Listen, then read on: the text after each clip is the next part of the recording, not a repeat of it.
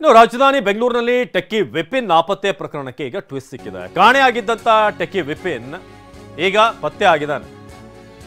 So ಬೆಂಗಳೂರಿನಲ್ಲಿ ಈ techie Vipin ಕೇಸ್ಗೆ ಈಗ ಒಂದು ಟ್ವಿಸ್ಟ್ ಸಿಕ್ಕಿದೆ. ಯಾಕೆ ಈತ ಕಾಣೆಯಾಗಿದ್ದ ಏನು ಅಂತ ಕೇಳಿದ್ರೆ ಬಹಳ ಅಚ್ಚರಿ ಆಗುತ್ತೆ ಆತ ಕೊಟ್ಟಂತ ಕಾರಣ. ನೋಯ್ಡಾದಿಂದ ಟೆಕ್ಕಿ ಕರ್ತಂದಂತ ಕೊಡಿಗೇಹಳ್ಳಿ ಪೊಲೀಸರು ಯಾಕಪ್ಪ ಏನ್ ಮಾಡ್ತಿದ್ಯಾ ನೋಯ್ಡಾದಲ್ಲಿ ಅಂತ ಕೇಳಿದಾಗ ಸರ್ ಈ ತರ ವಿಷಯ ಅಂತೆಲ್ಲ ವಿಚಾರ ಒಂದೊಂದಾಗಿ ಬಿಡಿಸಿ ಹೇಳಿದಾನು. ಟೆಕ್ಕಿ ವಿಪಿನ್ಗೆ ಮಾನಸಿಕವಾಗಿ ಆತನ ಪತ್ನಿ ಹಿಂಸೆ ಕೊಡ್ತಾ ಇದ್ಲಂತೆ. ಆಕೆ ಸವಾಸ ಬೇಡ ಅಂತ ಹೇಳಿ ಆತ ಮನೆ ಬಿಟ್ಟು ನೋಯ್ಡಾಗೆ ಹೋಗಿದ್ದ, ಇಲ್ಲಾದ್ರೂ ಸ್ವಲ್ಪ ನೆಮ್ಮದಿಯಿಂದ ಬದುಕೋಣ ಅಂತ. ಪತಿ ಕಾಣೆಯಾದ ಬಗ್ಗೆ ಎಕ್ಸ್ನಲ್ಲಿ ತಿಳಿಸಿದ್ಲು ಮಹಿಳೆ, ನನ್ನ ಗಂಡ ಕಾಣ್ತಿಲ್ಲ ಅಂತ.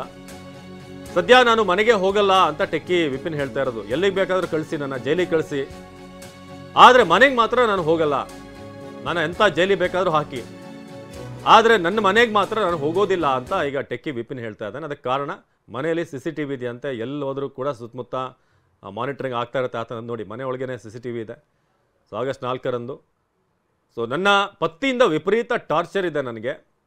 ಸೊ ಯಾವುದೇ ಜೈಲಾದರೂ ಓಕೆ ಪರವಾಗಿಲ್ಲ, ಆದರೆ ಮನೆಗಂತೂ ಹೋಗಲ್ಲ ಅಂತ. ಅಂದರೆ ಎಷ್ಟು ಹಿಂಸೆ ಆತನಿಗೆ ಆಗಿರ್ಬೋದು ಅಂತ ನೀವು ಲೆಕ್ಕಾಚಾರ ಹಾಕ್ಬೋದು.